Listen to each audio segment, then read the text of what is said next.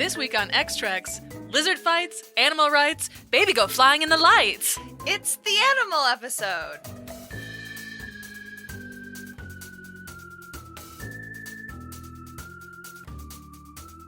Welcome to X-Treks, a podcast where we introduce each other to our fandoms one episode at a time. I'm your host, Erin Cline, an X-Files spooky bitch. And I'm your other host, Stella Cheeks, a slut for Star Trek the original series. Each podcast, we pick 2 episodes that fit a cinematic theme, watch them together, and then record our feelings. Our theme this week is animals. Okay, so my choice is maybe a bit of a stretch, but... Would you be shocked to learn it's actually my second choice? Because I totally almost did the episode with the dog in the alien costume. But instead, this week I chose Arena from Season 1, which is arguably one of the most famous Star Trek episodes of all time. Gorn, Gorn, Gorn, Gorn. Sure, Gorns are humanoids, but goddammit, they look like giant lizards, so I picked this for the animal episode. Even Kirk agrees. Like he says, like most humans, I seem to have an instinctive revulsion to reptiles. Mostly I just wanted to yell, Gorn, Gorn, Gorn, at Erin. And honestly, there are a lot of episodes with animals in the X-Files, especially if you start to wade into the cryptozoology episodes, which I did not. But I picked a dark horse for this one, Season 2's Fearful Symmetry, or the one with the invisible elephant.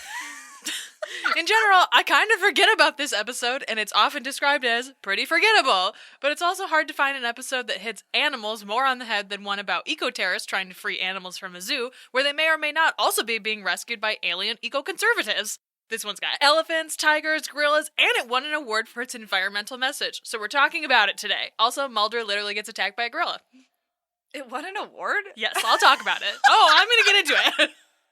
Shocking. 1994. What a weird year. Right? 94?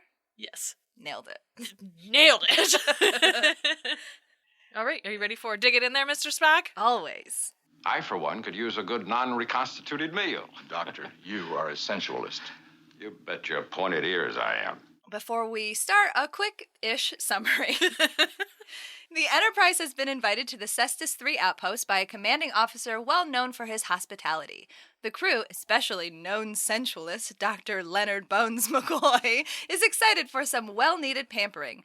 Unfortunately, their plans are obliterated when they beam down into rubble and into a current bombardment from an unknown enemy. After losing 2 crewmen, Kirk is able to temporarily defeat the enemy by launching what I can only assume is a teeny tiny nuke. The enemy beams up to their ship, and Kirk orders Sulu to beam them up and follow in hot pursuit.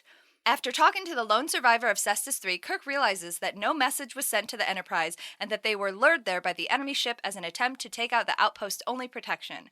Assuming the worst, invasion! Kirk orders the crew to prepare for battle. He means to stop the invasion before it even starts. Sentient life be damned! As they enter unknown space, the enemy vessel slows and stops while the Enterprise is scanned by an unknown entity. As the Enterprise, too, loses all propulsion power, they are contacted by the Metrons. The Metrons, another godlike race, are upset that 2 violent species have invaded their space. Captain Kirk is suddenly transported to the surface of a rocky, barren planet, along with the captain of the other ship, who is a reptilian species known as the Gorn. Gorn! Gorn! Gorn! As a punishment, the Metrons have pitted the captains of each ship against each other in single-hand combat. Whoever wins gets to leave, while whoever loses will have their ship destroyed.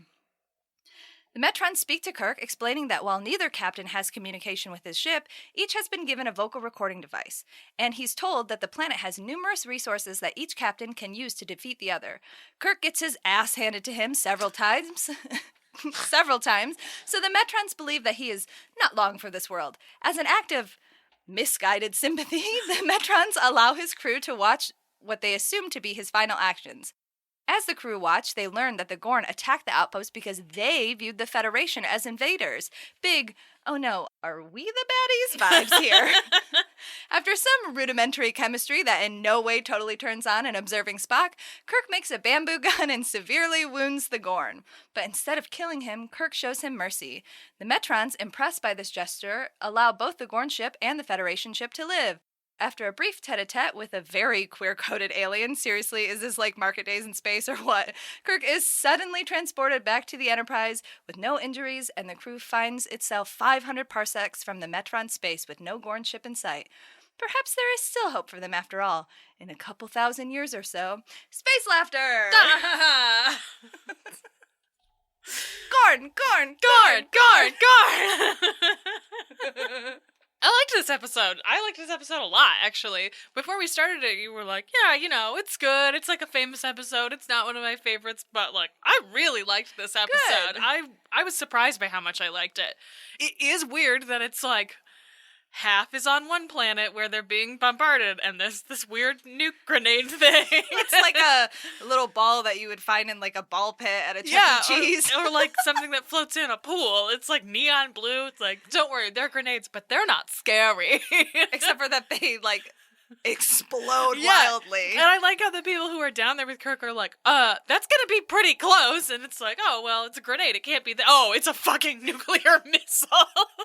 Some kind of like photon bomb or blah, blah, blah, science fiction jargon, blah, blah, blah. We're like, we made sure everyone on this planet was dead already. Let's just nuke the shit out of it. So I thought it was interesting to see this, like, they just feel like two completely different episodes that were knitted together. Well, me and Bobby, when we were watching it too, we were like, oh yeah, like I just think of this episode as the one where Kirk fights the Gorn, but there's like a whole setup for that. Yeah. Like, obviously it needs setup. You can't just be like, and now he's fighting the Gorn. Yeah. But I liked it. I thought that even though it does feel like two episodes that have been knitted together, I thought ultimately it worked really well. Because for most of the episode, I was, like, confused about why the Metrons are like, well, you're both equally violent, and it's like, well, the Gorn did just, like, destroy a whole planet, so I don't really understand why. But I feel like in the end they really address that, because they're like, this is our space, and you guys came here and didn't say anything to us, and set just up an outpost. Right, which could feel like the prelude to a larger invasion, which it would be if it's a fucking outpost in, like, basically uncharted space other than that. And so I thought it was interesting the way that it, like, turns the audience on itself, where it's like, yeah, are we also the baddies as the audience? Like, this is weird that we just, like, don't think about other people living here, huh? That's not maybe great. Maybe we should be better about that. Well, especially it's a good parallel, too, because we see Kirk being like, this is an invasion, we gotta blow up this ship, we gotta stop this invasion before it happens, and Spock's like, maybe we could step back and think about Maybe we could, like, calm down a little bit. Maybe try and talk to them. And Kirk's like, no, this is an invasion. Let's go. And the Gorn have a very similar response. Like, because with the lone survivor, he's like, we tried to talk to them. We tried to tell them that we aren't invaders, but they didn't want to listen. So they just blew us all up. Yeah, it was interesting. And it's weird because I feel like the more I see of season one, like, season one Kirk loves war in a way that is weird. It feels like incongruous, but it's clearly something that happens, like, a lot.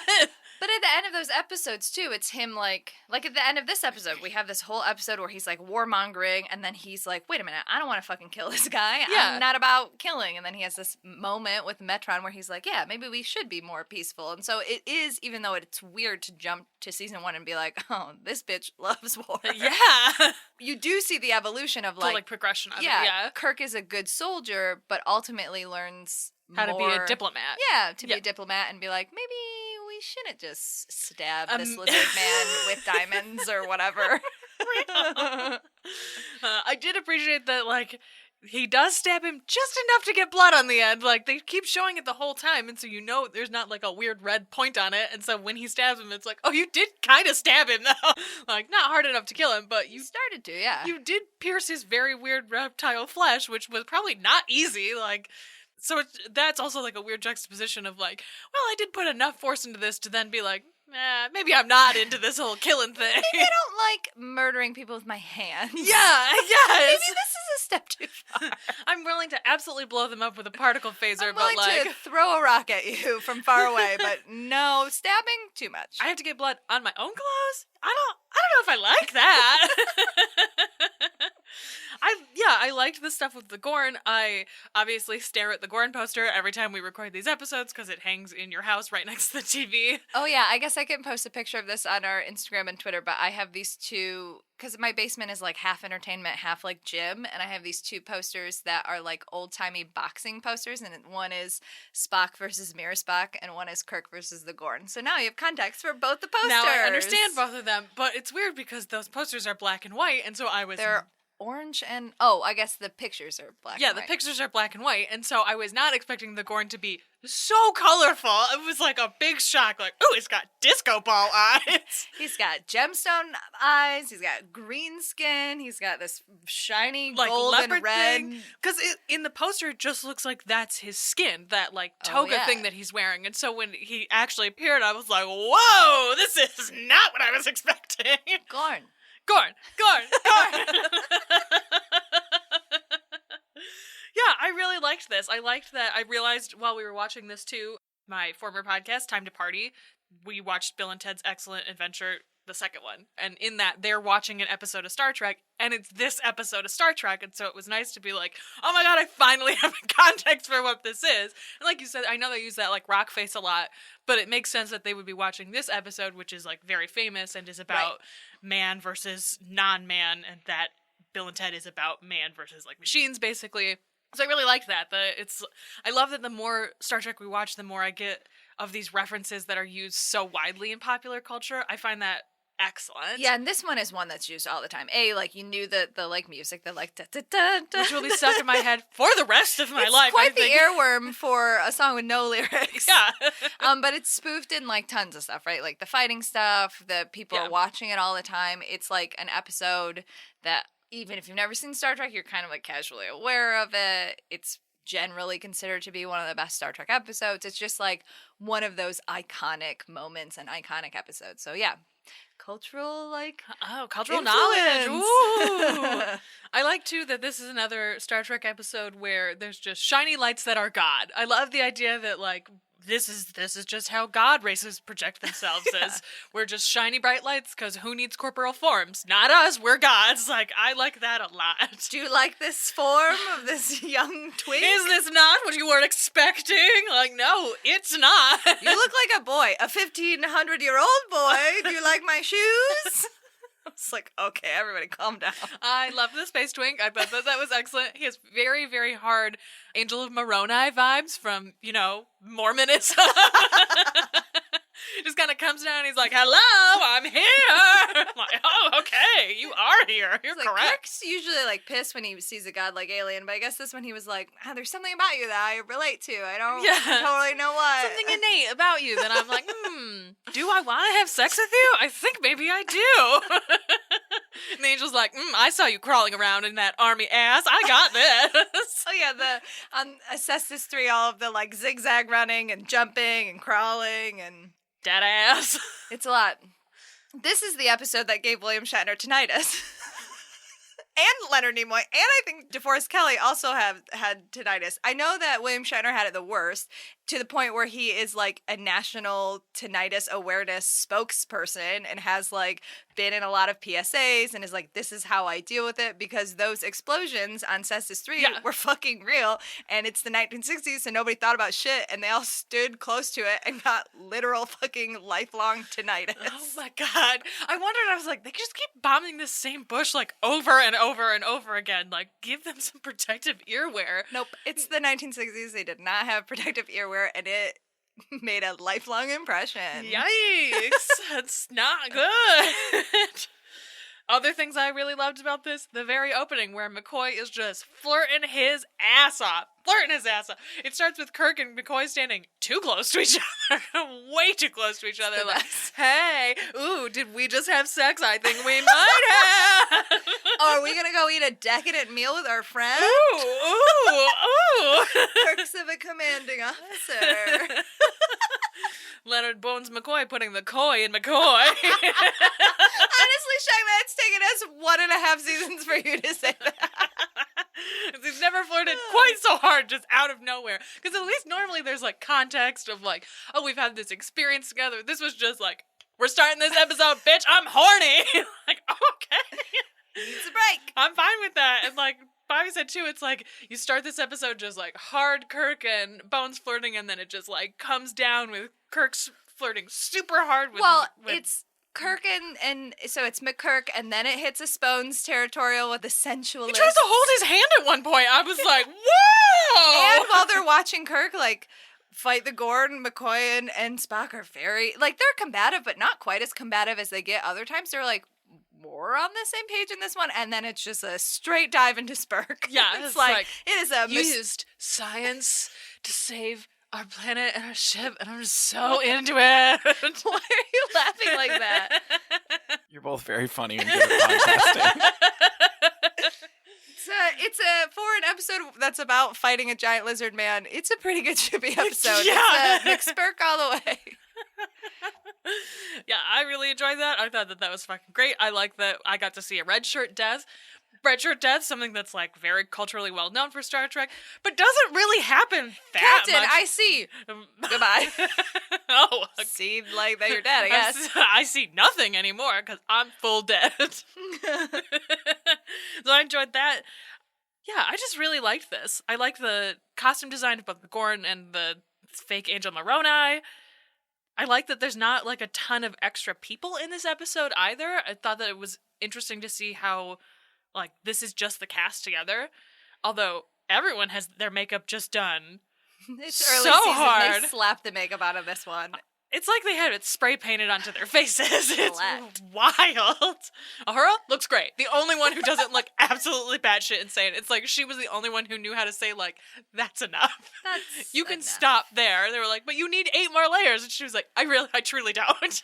I do really like don't need that. when they're watching Kirk on the planet that we have this like frame of like Sulu is in his helm position. There's no checkoff in this, so you get like random ensign or crewman, DePaul, whatever, blah. But then you have this picture of Spock in the command chair, McCoy to his like left, Uhura to his right, Scotty behind them. They're all like huddled together, like watching and hoping that Kirk can pull it out. And it's like a nice found family moment, like pretty early on. And it's just a good picture. Yeah. I think that this episode could work as a hook also. I Yeah. feel like you could drop into this episode and there's not really a lot that you need to know about even their relationships and you can kind of figure it out. And it's fun. Like it's weird and it's got like the anti-imperialist war message in the end and like humanoids being kind to other humanoids and learning how to have the quality of mercy. Like it has a lot of those greater Star Trek themes and messages inside of it. And also the Gorn, like It's fun. yeah. So I really enjoyed this. I thought that I was not expecting to like it as much as I did, but in the end, I really enjoyed this episode. Good. I'm glad. Yeah, I think it is. I think you're right. It could work as a hook. I probably was just biased because, like, I like this episode, but I don't like it as much as other people do, though it is really, really fun. But it does introduce a ton of new elements. Like, this is the first episode that really establishes the existence of, like, the Federation. We get the Gorn species, we get Cestus 3, which is, like, a planet that they touch back on in other series. Like, they talk about it in Deep Space Nine. We get, like, the iconic fight scene. We get the very like mercy versus violence, godlike beings, Kirk fighting, the like unknown elements of space. Like it's, colonizing space. Is it good? Is it bad? Right. Exploration versus war. Like it does really hit like a lot of those big like Star Trek themes. So I think you're right. Now that I have Begrudgingly admit. I think you just rolled your eyes at me like, I hate that you're right about this thing.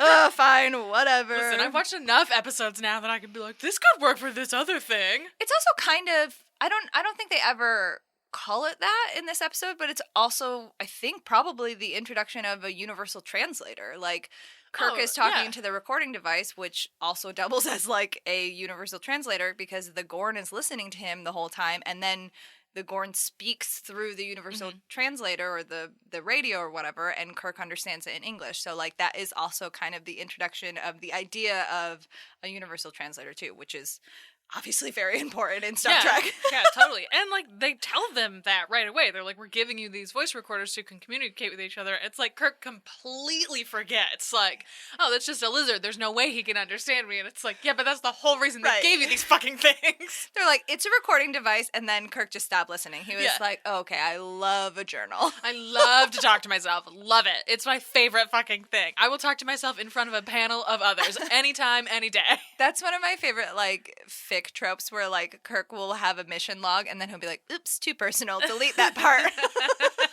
And it's just, like, a constant struggle of Kirk being, like, a professional in his mission logs, but then accidentally treating it like a diary. That's a good tie to the X-Files, too, because Mulder writing all of his reports are just journals. Like, you can just He's imagine... like, nobody reads these. Yeah, he, like, forgets that Skinner reads them, and you can just imagine Skinner sitting at his desk like, God damn it, why does he always put this shit in here? Whatever, he loves it. Yeah, you know it. You know he loves You it. know it. I also think, like, the Gorns are super interesting, right? And it's an alien that, like, even a layman fan or a non-Star Trek person probably recognizes from pop culture and the way that Star Trek has been integrated into our overall, like, pop culture.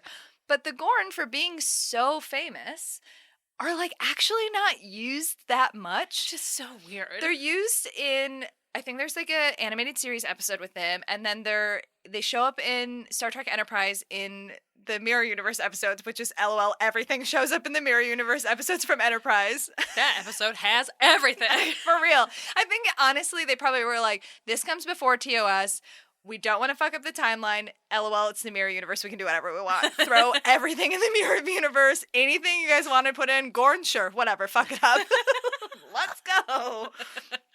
And the Gorn is, like, mentioned, like, there's a Lower Decks episode where there's, like, a Gorn wedding, and in, I love that. I think Into Darkness, McCoy has, like, a throwaway line about, like, delivering Gorn babies, and, like, I think in Nemesis, was it? Star Trek Nemesis, like, they were supposed to have a Gorn show up in, like, Riker's bachelor party as, like, his bachelor bro, which, LOL, of course, William Riker has a friend who's a Gorn, and B has totally fucked a Gorn 100%. That man. 100%. That man has I know fucked very a Gorn. little about TNG, but I know that Riker is horny for everybody. We love an ethical space slut. Look, Kirk likes to have sex, but he always kind of casually falls in love with everybody. Riker is just DTF the whole time. He's like, I Yeah. respect you, you respect me, let's do some weird kinky shit, high five, see you later. See you at my bachelor party. But I just think it's really interesting that Gorn are so famous in the, like, scheme of... I feel like more people would, if you said, like, name a Star Trek alien, I feel like more people would say Gorn than, like, an Andorian, even though Andorians are used a lot more, and I just think it's fascinating. Yeah, it's... But a lizard suit, you know, it's a lot of work.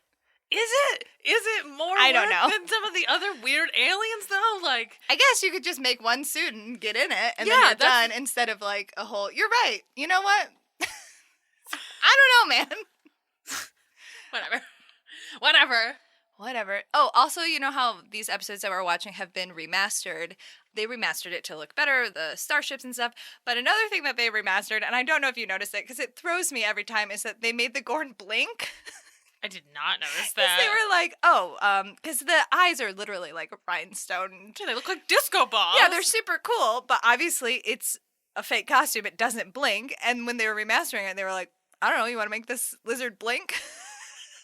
It's... Lizards like don't need to blink It doesn't a lot. blink though. a lot. It just blinks like randomly, just a couple times, and it is bizarre. And I think it's such a wild choice. No, I didn't even notice that. This also was one of the episodes, because it's early on. It's season 1, episode 18. Honestly, I'm sure it's out there, but, like, who knows what fucking order it was filmed in, because the first, like, whatever season is just all crazy. But this was one of the episodes that James Blish turned into, like, a novel, too. So there's makes more, sense. like... Let's talk more about how this canon was just made. Like, Kirk just fucking figured it out. Yeah, I like how they're like, Baby is smart. they're like, there's weapons here for you to use. You can each create your own weapons. And the Gorn's like, I'm going to make a trap, which Kirk immediately falls into. Yeah. Like, no. Baby is dumb. No self-awareness whatsoever that there's like a big ass branch in his way that he's about to trip over and fuck his whole leg up. And then it was also interesting too, like knowing that they've created this environment which they can create these weapons as he's finding stuff to be like, you can make fire. It's really easy to make fire. And then finally he's like, oh, I can make gunpowder. Like, yeah, dumbass. It's like there's just sulfur everywhere. Also, I loved that he found the what was it, potassium. Oh, I made a note of it. Potassium nitrate, and he just licks it. Like, He licks it and then smiles like it's fucking sugar cane. Right? Like, okay, Mulder, calm the fuck down. Like, you could have figured that out without putting it in your mouth. More fun to put it in your mouth. The true lesson of Star Trek. You know, honestly, watching this episode with you and talking about it makes me like this episode more than I actually like it. Again, I don't hate this episode at all. It's just not one of my favorites. It seems like a group party episode. Yeah. It's got a lot of good It's energy. just fun to go, Gorn, Yeah. with friends. It is fun to watch an arena episode with multiple people like that. And Kirk says, like, oh, you'll have to get your entertainment elsewhere. Like, that's the whole deal. This is gladiatorial combat, which is supposed to be enjoyed in a crowd because then everyone catches the bloodlust together. You're right. When you're right, Erin. That's true. Doesn't happen a lot, but every once in a while. I don't really have any fanfic stuff. I don't really go out of my way to read Gorn fic. I'm sure it exists. Would read Riker fucking a Gorn, though, so hit me up Oh, if I you bet got that. that's out there. I bet that's out there. Synopsis showdown? Yeah, let's do it. Captain Kirk learns the error of his warmongering ways when he is forced to battle a giant space lizard by a sassy space twink. You know, Star Trek. A planet is attacked, which leads to Kirk battling a lizard in the desert. When he spares his life, a space twink appears to do some flirting, and everyone goes home freshly laundered. Yeah, he was primped. I know, He like... showed up and was like, I'm back. Let's go. Hair flip. I've ripped the shit out of my pants. I've got all of this potassium nitrate all. Just kidding, I'm clean now. You ready for Mulder? It's me. Absolutely I am. Beam me up, Scotty. Did anybody ever tell you the camera loves you, Frohickey? Yeah, the arresting officers at the Free James Brown rally. All right, here we go with a quick-ish episode summary. An invisible form is storming down a city street, creating chaos and damage, which an unfortunate trucker soon discovers is an elephant, which was somehow invisible, running at him in the middle of the road. Luckily, he manages not to hit the elephant, but it soon collapses and dies. There's a lot of animal death in this episode. Mulder and Scully are called to the Idaho town to figure out what the fuck is going on, and the animal handler at the zoo soon discovers that the elephant cage is empty. We hear from the zookeeper that the zoo is in danger of closing because of other mysterious animal disappearances. She blames this on an animal rights group has repeatedly tried to free other animals from the zoo, seemingly because the zoo is terrifying and treats them like shit, which, honestly, I'm on their side there. We also find out from the leader of the animal rights group that the zookeeper is being sued by the Malawi government because she kidnapped a gorilla from them 10 years prior. Mulder contacts the lone gunman over primitive Zoom, I guess, and discovers... Expensive primitive a Zoom. very expensive primitive Zoom. 1994 Zoom. And discovers that not only is the zoo known for animal disappearances, it's also known for UFO sightings, so it's 100% Mulder's shit. Scully, actually doing detective work, follows a member of the animal rights group as he breaks into the zoo in an attempt to free a tiger. A terrible idea, truly don't ever do that. Unfortunately for him, a bright light appears and the tiger suddenly disappears. Psych, it's just invisible now, and then mauls that sucker to death. The leader of the group denies any involvement in this and shows agency footage from the night vision camera of the man being mauled to death by air. We meet the kidnapped gorilla who communicates in ASL and communicates that she's been cowering in the corner because she's afraid of the light. Scully performs a necropsy, which is just an autopsy on an animal, on a dead elephant and discovers that it was miraculously pregnant despite not having any other elephants to mate with at the zoo because, again, they treat these animals like absolute garbage. The tiger reappears at a construction site and is promptly killed by the animal handler, who's a big piece of shit, after which we learn that she was also pregnant. Weird. Again, couldn't get pregnant because there wasn't another mate because they treat these animals like shit. Mulder, of course, has a theory that aliens are impregnating all of the endangered species in some kind of extraterrestrial conservation scheme, and that Sophie the gorilla is also pregnant and is afraid of her baby being abducted. Of course, this is correct, at least the Sophie part. But she tells Mulder, baby go flying light. The zookeeper is issued an order to return Sophie to the Malawi government, and the zookeeper reveals that the animal rights activist, or I guess it's revealed because Scully breaks into her desk and discovers a memento that she's keeping there for some reason, that the animal rights activist is actually her ex, and she goes to him for help retaining Sophie. Unshockingly, he's like, you should just really return this gorilla. And when they go to the warehouse that she's being kept at, they find her crate empty and, oops, the animal rights leader is mysteriously killed. The zookeeper blames the animal handler, and when Mulder goes to arrest him, he is shoved into the cage with Sophie, where he is promptly attacked by this gorilla. Sort of. Before he can be literally killed by the gorilla, a light flashes and Sophie signs a final message to him, man save man. Sophie is later discovered dead, struck by a car on the highway, and the zookeeper and the animal handler are both arrested for manslaughter. Anyway, I guess it was aliens. Goodbye! Goodbye. They literally just drive away looking sad because this just ends. How did you feel about this episode? Scully climbs into an elephant. She sure the fuck does. Covered in blood. That's crazy. Yes, it is. It sure the fuck is. Who gave Chris Carter a budget? Bruh. This show was pretty popular at this point, too, but it's, yeah, it's a choice that they made. There are a lot of animals in this episode, too. And, like, big props. Again, a giant elephant body hole. They ripped that sucker apart, too. They climbed inside. I Yes, mean, I they guess, did. like, there's no other way to do it, but, like... Just two women inside a dead elephant. You know. We're just two ladies inside a dead elephant. Covered in elephant blood. Casual Friday night. Casual. I honestly can't fathom how this episode won an award for, like... I mean, I guess 1994 was, like, a long time ago. But in a 2021 lens, I get what this episode was trying to do, but the messages all over the fucking place. Yes.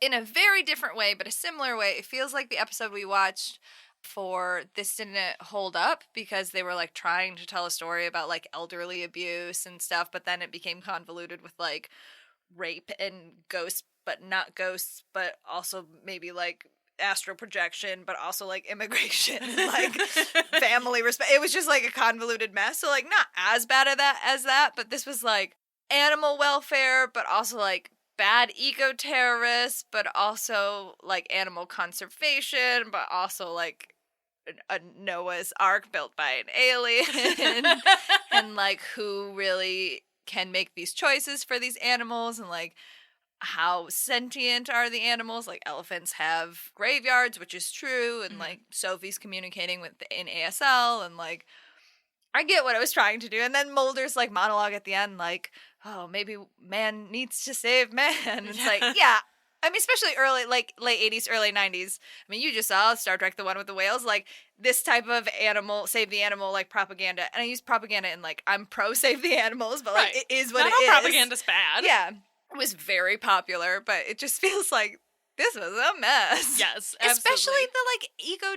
I guess I keep calling him an eco-terrorist, but he's an eco-terrorist because he like seems to have no fucking idea what is actually important for the animals. Like, Yeah. he's just like, they should be free. Okay, well, it's not actually as simple as that because there are poachers and there are people who are not going to care about them, and like animal welfare and like some reservations are more healthy in certain environments. Like, yeah, that Idaho zoo sucked and all of those animals should definitely have been let free, but like you can't just fucking let them free. You can't just let a tiger free in the middle of In Idaho. a city. That's not going to end any better. Like, Yeah. what the fuck, dude? Like, Yes. you have no idea what you're talking about, and like, I don't think you maybe deserve to die, but like also like you're a piece of shit too. Yeah, totally. And I feel bad because I do feel like the woman in this, what was her name? Willa? Willa Ambrose. I feel like she's the only one that's like actually trying to make a difference, but also like trying to make a difference while you're working in a bureaucracy. It takes time and money, and like, so you get pushed up against all that shit, so you can't actually make a big change. And also she, like, is unwilling to fire Meacham, the Which handler. he should have been fired immediately. Exactly, and she's like, oh, well, I'm a woman and I'm his boss. How do you think he feels about that? Like, maybe you should have fucking fired him. And Furious that guy didn't die. Like, yeah, he's like one of the only people that survived. It's like my third note was like, well, this guy's gotta go. And he does it. He sacrifices Mulder. To be fair, he does, like, I assume, go to prison for manslaughter. He does, yes. So. They both get arrested for manslaughter. Yeah. Because they did definitely kill Lang, the animal rights guy, because they hit him with the cattle prod. And like, then dropped a cage on him. yeah, it's...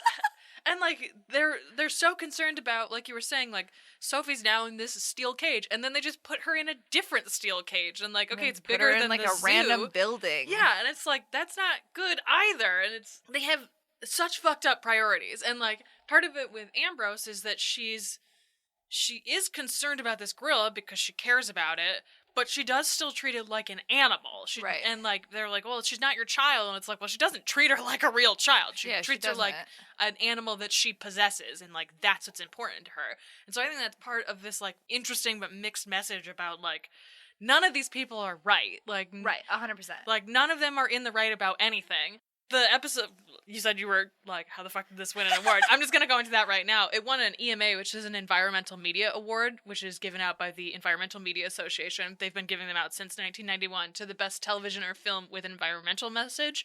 EMA is a nonprofit that was created in 1989, which believes that through television, film, and music, the entertainment community has the power to influence the environmental awareness of millions of people.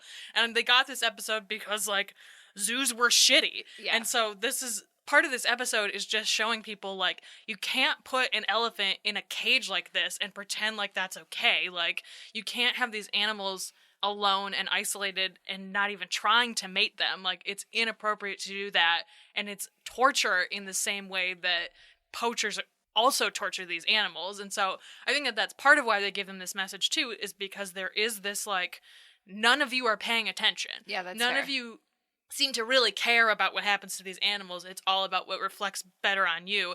And for 1994, like, it's kind of like that's true. The Star Trek with the whales, where it's like, this was a pretty big message for 1994 to be like, yeah, all of this is fucked. Maybe we shouldn't be doing any of this, and we need to be concentrating on, like, preservation sites and, like, habitats where they can actually be outside and have, like, space to roam. And, like, not one to talk about how Disney is good fucking ever, but, like, they do a good job with, like, the preservations that they keep for the animal kingdom, because they give those animals a lot of room, and, like, they're very controlled about who can interact with them directly. And, like, that's how, if you're gonna have a zoo-like environment and you're going to try to conserve, sort of, also for your own profit, like, that's what we should be aiming for. Right. Like, there's no way you can keep an animal in a zoo and have it be humane. You just can't. It's...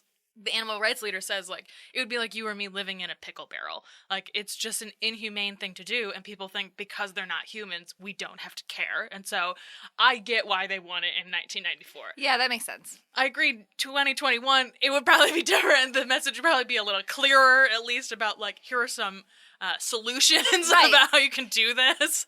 If you want to, like, make a difference in the zoo, like, here are some things that you could do. Yeah, I guess maybe that was my problem. There's not, like, a lot of, like, action-oriented stuff. It's just, like, here's a message. Congratulations. Yeah. Absolutely. I thought it was really cool that they used ASL with the gorilla, because, like, that is something that is used. Yes. Like, there is a very famous gorilla named Sophie who uses ASL. Mm-hmm.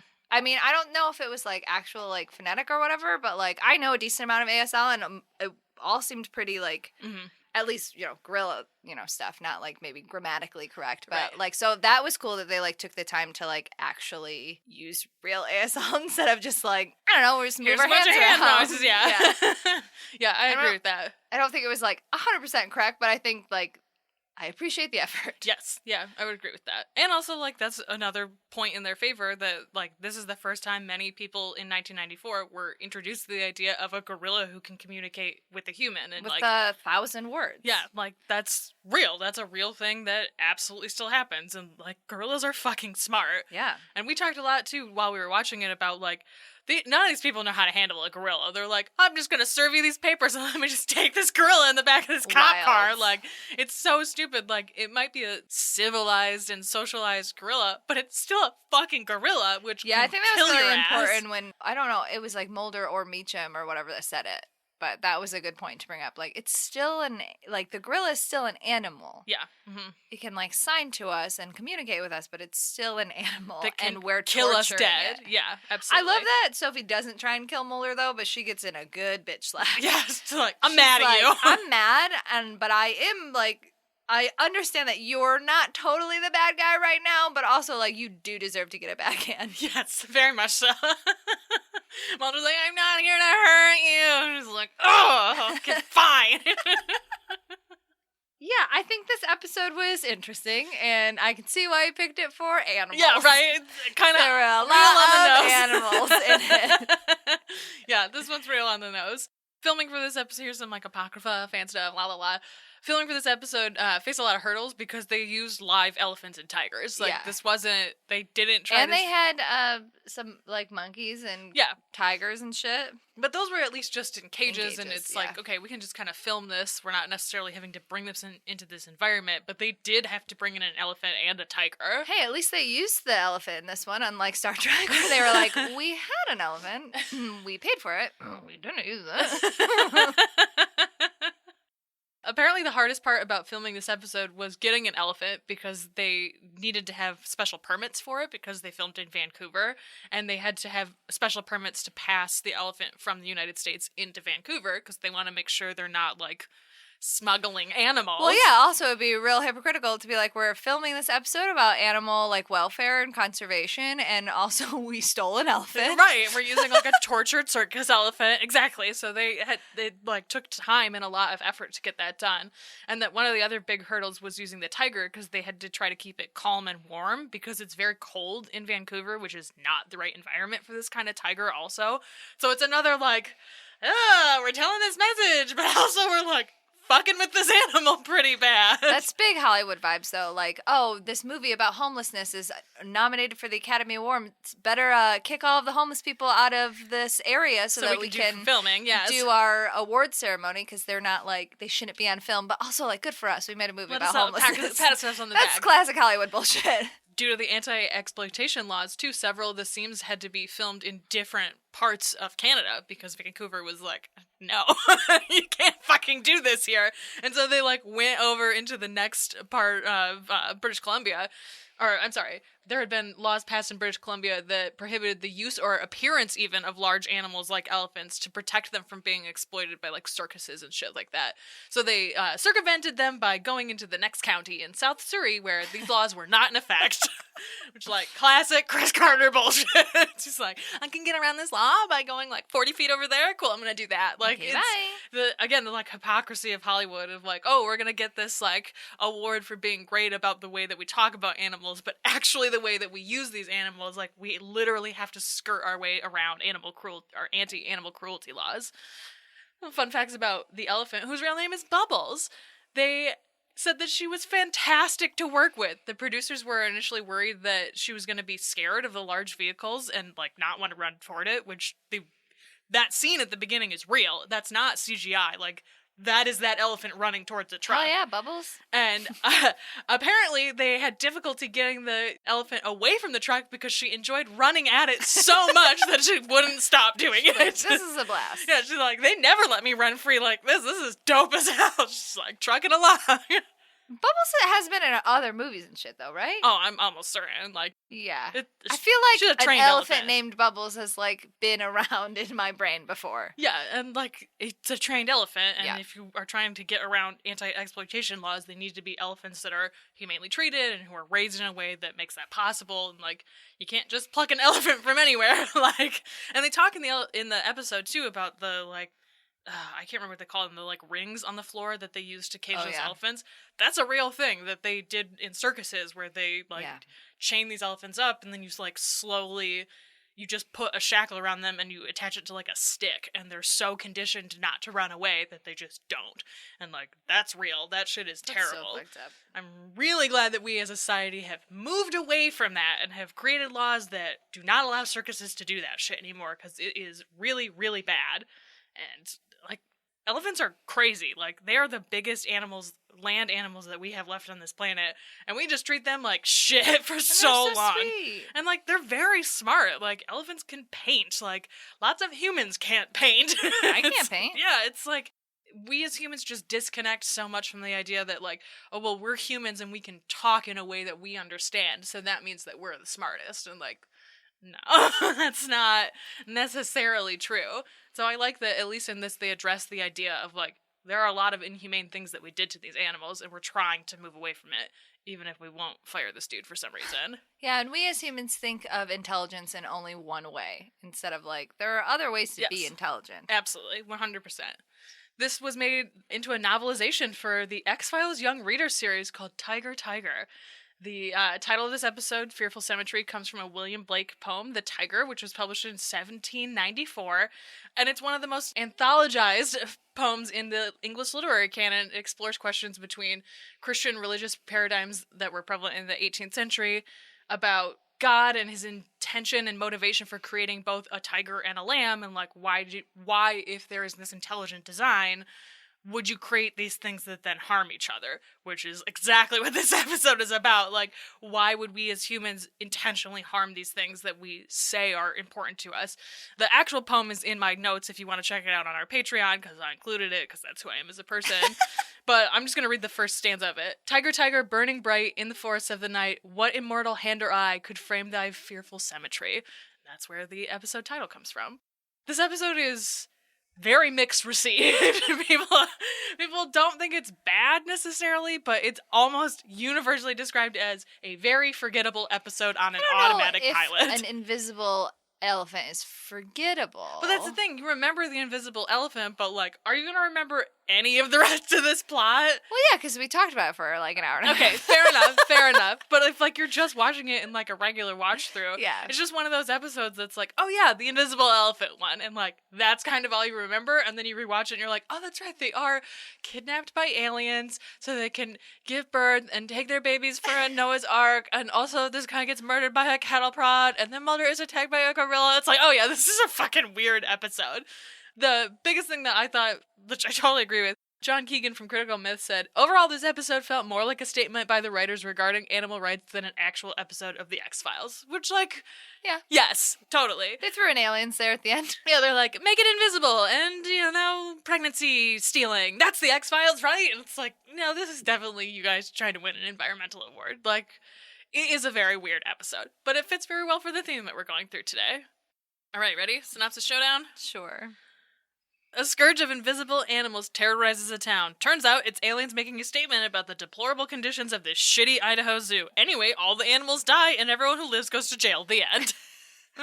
The X-Files team tries to inspire their audience to care about animal welfare, but LOL, they just had to involve aliens, and the result is a convoluted, expensive, surprisingly sad mess.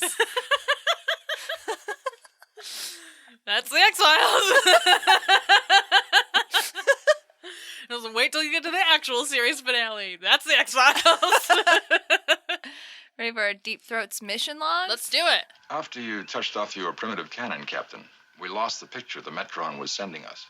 You saw what happened down there? Starting with Arena, the teleplay credit for this goes to Gene L. Kuhn, but the story credit goes to Frederick Brown, which is actually a really interesting story. Gene L. Kuhn supposedly wrote the whole script for this over a weekend, but when he gave it to Star Trek's fact-checking department, they discovered it was very, very similar to a story written by Frederick Brown in 1944 titled Arena. One of those you read it, you forgot that you read it, and you were like, I got an idea. Yeah. Totally independently, this came to me. Jury's out whether it's a case like that, if it's an actual case of, like, supposition or whatever. For once in Star Trek's history, they didn't do an author dirty, and they actually reached out to him and got credit. Brown was like, oh, awesome, you guys are using one of my stories for this TV show. Hell yeah, you can use it. And they never told him that, like, it was they already were, you didn't even know it. His story is actually a lot like this, with people from Earth and alien outsiders getting drawn to a planet to do battle, and the losing species gets obliterated or whatever. The main difference in the story is that they actually follow through with it. Mankind wins, and the other alien force gets obliterated from space. Damn. There is also an Outer Limits episode called Fun and Games, which was made in 1964, which also bears heavy resemblance to the plot of Arena. I mean, it's not like a complicated idea. Of course, yeah. It seems like one of those that's like very obvious to be like, okay, I can see where everybody pulled this. Right.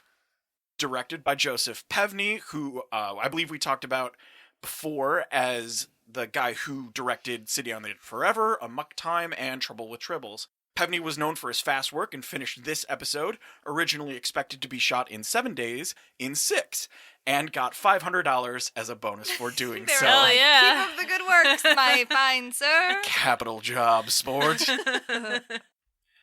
Some script notes. The Metron at the end of this episode asked Kirk if we should destroy the Gorn or whatever, and Kirk says, no, keep them. It's fine, we're showing mercy or whatever. In the full script, the Metron actually reveals they were never going to destroy the other species, and so that didn't need to be asked at all.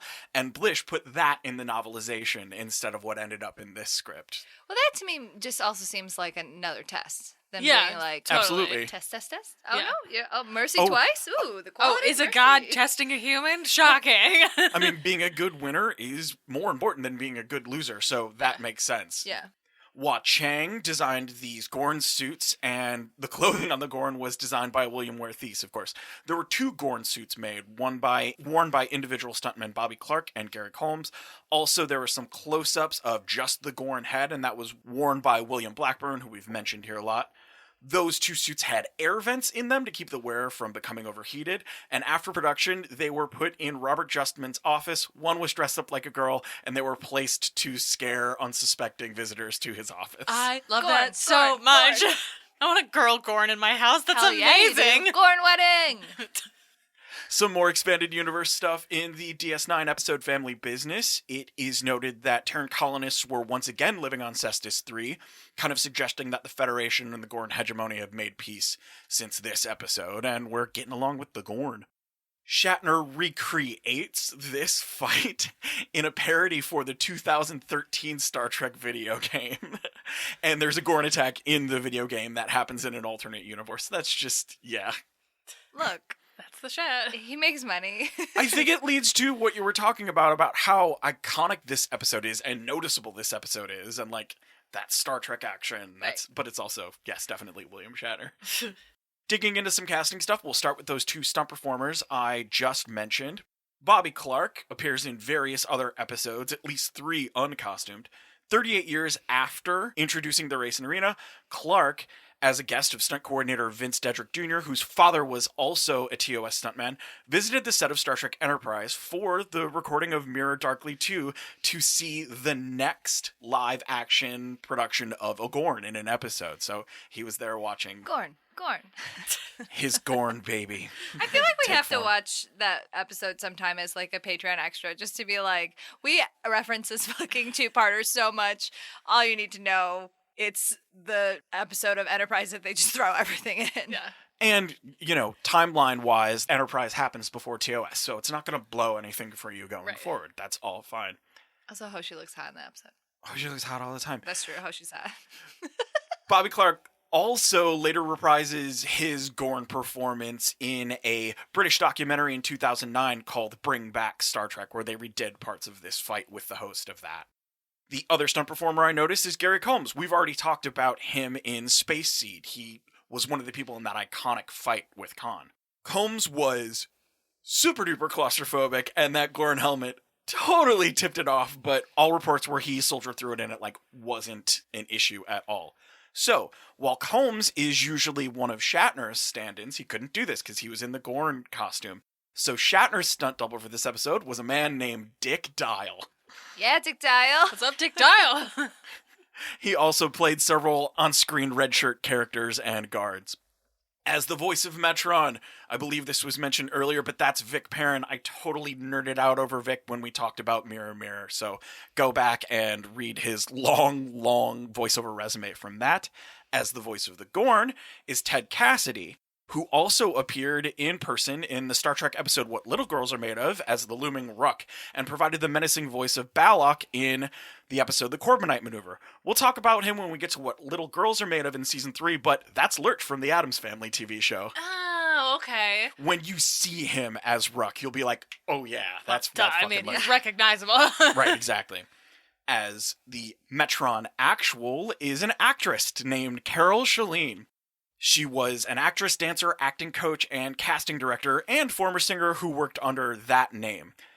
21 years later, she portrays a female engineer in Star Trek The Next Generation in the episode Home Soil, so there's a cool duality there. So, yes, that effeminate twink alien was actually effeminate, because feminine. Because a lady. But they go out of their way to be like, you look like a little boy. So it's not my fault for reading it that way. Oh, It's no, it is- heavily coded that way. Again, no subtext, just text. Yeah. It's also an interesting choice to make them androgynous. Right. It's smart. It makes 'Cause sense they're for a godlike alien race to be like, yeah, we're both. We don't give a fuck. Leave us alone. literally get out of our space. Literally, get the fuck out. Zoop, yeet. We briefly see before he gets blown the fuck up, Lieutenant Harold, who's a red shirt, and that is portrayed by Tom Troop. Tom Troop also appeared in a 1973 made-for-TV movie, The Alpha Caper, with Leonard Nimoy, Kenneth Tobey, and a bunch of other Star Trek TOS guest actors, including Vic Tayback from A Piece of the Action. Piece of the action. He kept working as a guest actor through the decades, from shows like McMillan and Wife, to Chips, to Cheers, to Who's the Boss, Frasier, and ER. Seen longer than that as the lone survivor or Herlihy is Jerry Ayers. He was also an actor who made several appearances on Star Trek the Original Series as red shirt characters, and went on to become a regular in soap operas General Hospital, The Bold, and The Beautiful. He also had a recurring role in the first season of Dynasty. And again, since this episode is somewhat low on guest actors, I'm going to do a deep dive on someone we've seen before, but we haven't really talked about, and that is the regular stand-in for Spock, and that's a guy named Frank Da Vinci. Frank Da Vinci was a Chicago-born actor and stuntman. Yay! And his nickname, according to William Blackburn, was Buddy, so you'll see him listed a bunch as Buddy Da Vinci. Good name. Fantastic Yeah, that's a Hollywood good name. Fantastic Hollywood Sounds like name. a wrestling name. Yes, definitely. Yes, it does. He started out as a male model in Chicago and then moved to Hollywood, where he pursued a career in film. He did a bunch of stuff in Warner Brothers while also working as a guide and in the publicity department. And there he also met an actor and dancer named George B. Ellsworth, who became his lifelong partner. Surprise, it's gay! Yay!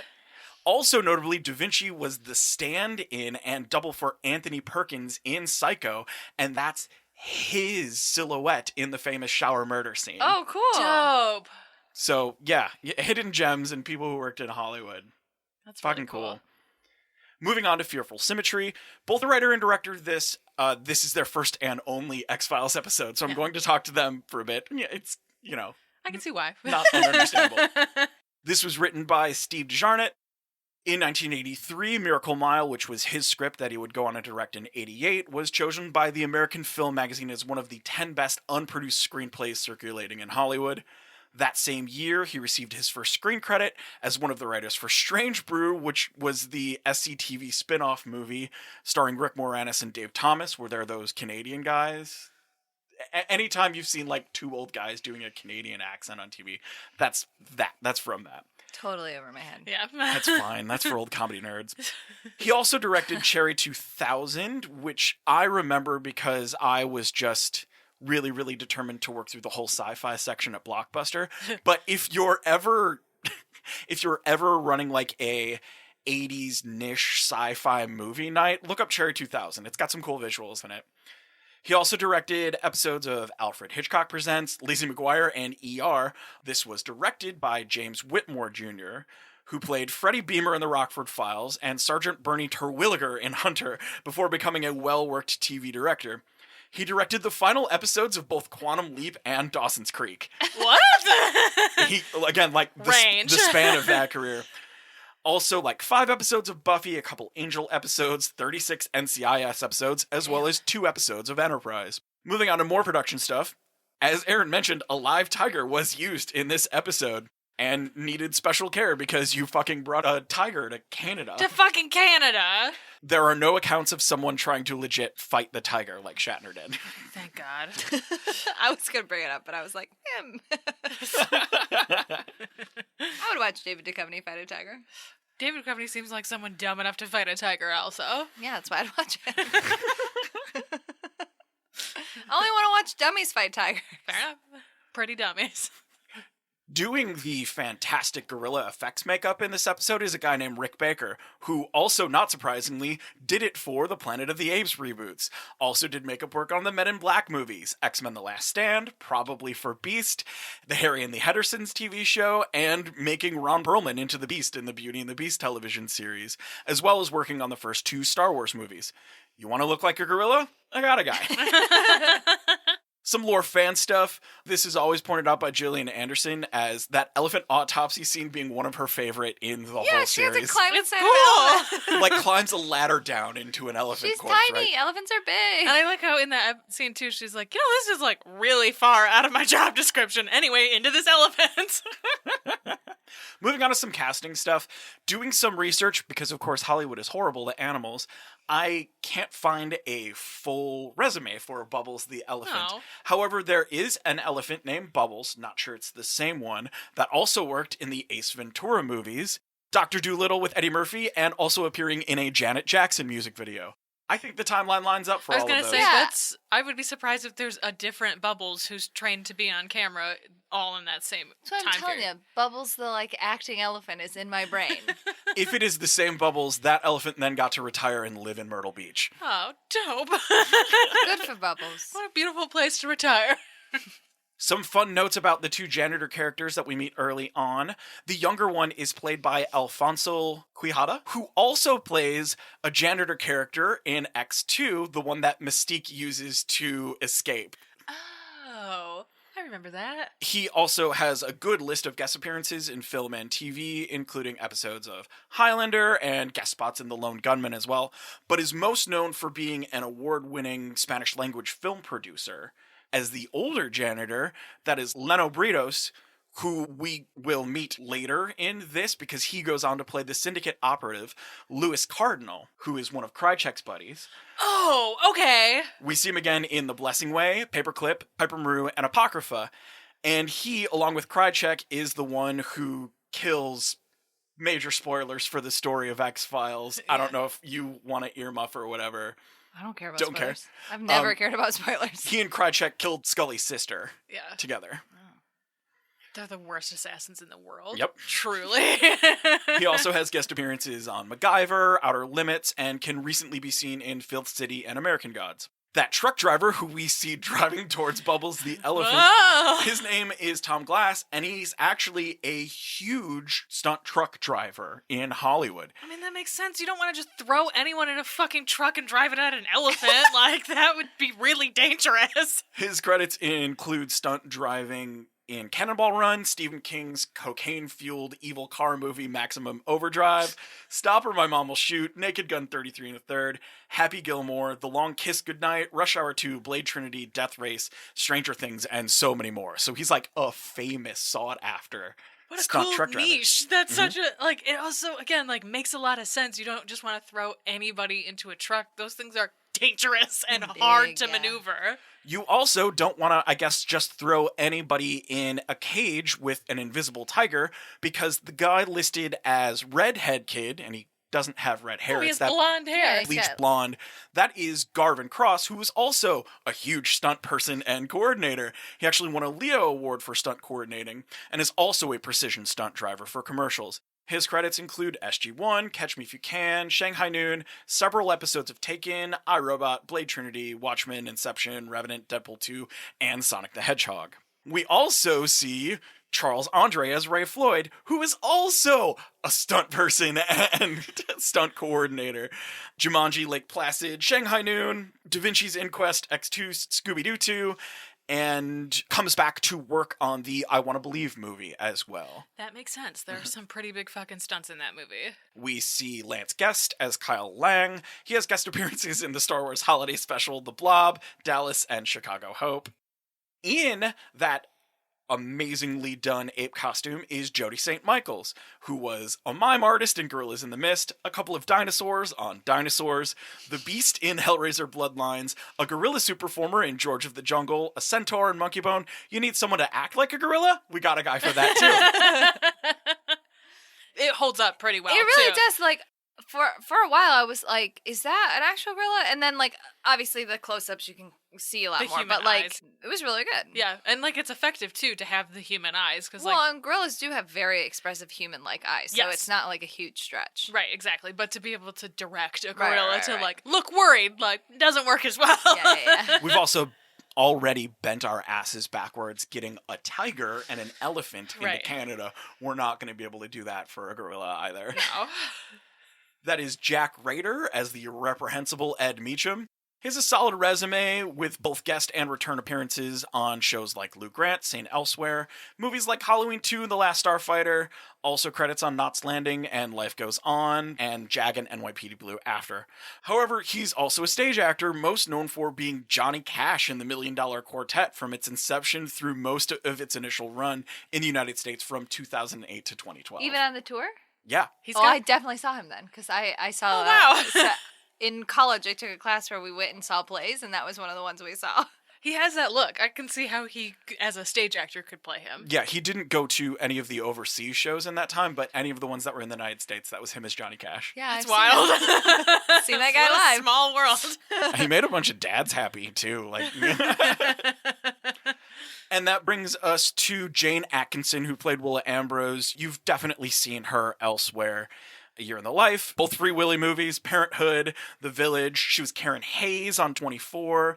She has a bunch of Law & Order credits. She was Catherine Durant on House of Cards, Aaron Strauss on Criminal Minds, and Ruth Martin on Clarice. You've seen her as very upstanding, somber, strong, feminine characters. She has in a other really shows before. distinctive look. Yeah. Like, other people don't look like her. She was also nominated for a Tony Award for Best Actress as Lizzie in the revival of The Rainmaker and as Lottie Wilton in Enchanted April. And yeah, I think she comes across as the only person trying to do something remotely correct in this episode. Yeah. Yeah. I would agree with that. She's still not... She's not doing a great job, but she's yeah, trying. she's trying at least. Trying. She The did- best thing a white person can do. Right, she did kidnap a gorilla. Anyways, that's all that's in my throat today. Bye. No, that guy really pisses me off. You okay, Scully? Yeah. All right. Well, these are sort of animal. One of these is, I think, X-Files makes up for how little the Gorn is an actual animal episode. There's a scene in each of the episodes where somebody pushes something to try and hit somebody on the ground. You're not wrong about that. That's absolutely right. Surprise gravity episode. Surprise gravity! Yeah.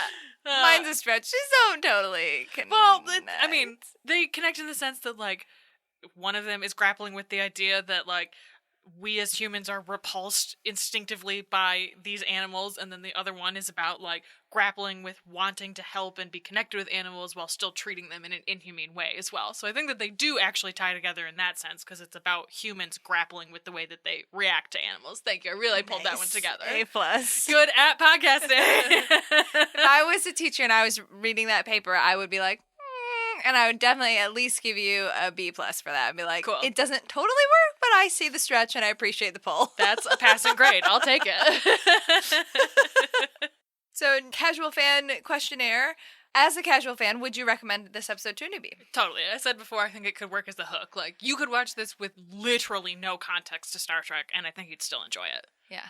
Would you recommend this to a No. newbie? Yeah. I mean, Aliens, I Yeah, guess. it's not a bad episode, but like you said, whoever you were quoting, it does feel very much like Mulder and Scully are ancillary to this. And Yeah. there are aliens and there are some like Muldery moments, but it's not a great Mulder Scully episode. No. So- Other than Ambrose being like, you should ask Agent Mulder about his theory. He's got quite an interesting theory. And Scully's just like, I know what his fucking theory is. Yeah, You she's don't have like, to tell me. This motherfucker and his theories. screaming internally. And then they exit and she's like, so the aliens? And he's like, meow.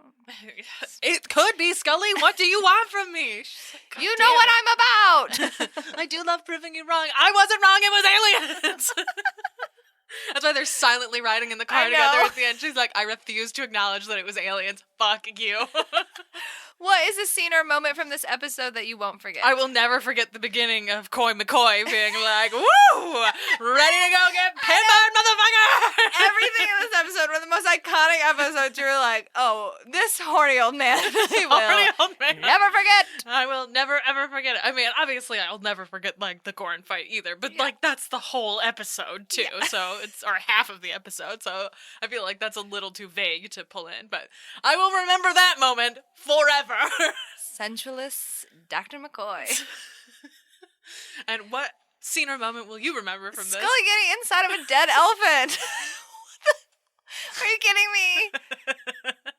Yeah, that is And her pretty being good. like, not in my job description. Never mind. I'm in this elephant. Hey, what's up? I'm trying not to be excited about it because it is inappropriate, but I'm having a good time in this elephant. This is the moment she was like, you know what? This was actually a great choice to join the X-Files. This is dope as hell. I get to do so many weird things. I love too that in the first episode, in the pilot, she's like, I've never done an autopsy. And then you get to season 2 and she's like, get me in this dead elephant, let's go! Get me in. Who are you shipping? I don't know why I even asked this question anymore. Spoons. I feel like you could ship all of them, though. I mean, yes, it's a whole fucking roller coaster. Absolutely. I love that Spock is so turned on by him doing science. He's just like sitting in the chair like, that's my captain. Look at him go. You did it. You're doing it. He's doing it, Bones. I like too that he's like talking to Bones and Bones is like, what the fuck are you talking about? I love that Bones tries to hold his hand at one point. I just love it. This is a very shippy episode for an episode about fighting lizards. Are you shipping anyone? Sorry. It is an established fact that I do not get shippy feelings for Scully and Mulder until like season 6. So Fair enough. that's just, You're and there's slow burn. still no Scudder, so Sorry. My bad. two sucks. Is this a fuck, fine, or flop? This is a fuck. This is a really good episode, and I feel like if it's an episode you can show to a newbie and they would really enjoy it, that pretty much makes it a fuck. Like, it's a standalone episode in a way that I think is great, and those are the kind of episodes I like the most. Not that there's not a lot of non-standalone in the original series, but this one especially feels like a strong standalone episode. Fine, flop, I don't know. It's not I feel a fuck. like this is just a fine. Yeah. Like, I feel like a lot of times we're like, a fine plus, fuck mine. This is just fine. This is just a fine episode. Fine. Yeah. Yep. I completely agree with that. All right. You can find us on the internet. You can follow us at NYD Productions on Twitter, and you can interact with the show using the hashtag XTrexPod. You can find me at NYD Urgency on Instagram. You can find me on Twitter at Stella_Cheeks. And you could attempt to find me on Twitter at Haberdasher9K. You can also email us at xtrexpod@gmail.com with questions or comments. I mean, I don't have any Gorn links, but I do have lots of ABO fics and just like a truly insane amount of like space tentacles, which I guess you could call an animal. And I you're don't going to know. look for Riker fucking the Gorn. Like, we all know Yeah. that's true.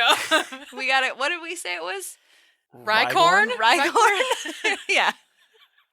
So, I don't know. But like, I do have a lot of ABO fics, so if you want animals, I am no fucking shame. Hit me up. Wow. Don't wow me. I'm not surprised anymore. That's not what that wow means. If you are looking for a certain place where that fic might end up being shared in a public forum, and a special behind-the-scenes action like our script notes, outtakes, extra podcasts like unofficial channels, and access to our Discord where those links end up, check out our Patreon at patreon.com/NYD Productions, where you can get access to all that and more for only $1. And don't forget to subscribe wherever you listen to podcasts and to tell your friends. We find this nerdy shit is better when it's shared. In an arena. Bloodlust. Bloodlust! Or in an elephant Gorn. carcass. We'll see you next time for Man vs. Machine. In the meantime, Believe boldly. Seek truth. ship proudly. X-Trex is created and written by Stella Cheeks, Erin Cline, and Bobby Hoffman, and produced by Bobby Hoffman for NYD Productions. Our show theme is Alien Spy by Ionix, and our show art was made by Jonathan Curtis. The silent visitors who set these events in motion remain unclear. Could this be a judgment on a global rate of extinction that has risen to 1,000 times its natural rate in this century? An act of alien conservation of animals we are driving hard toward oblivion? And if so, might it follow that our own fate and existence could finally be dependent on the conservatorship of an extraterrestrial race? Very good, Captain. There is hope for you. Perhaps in several thousand years, your people and mine shall meet to reach an agreement.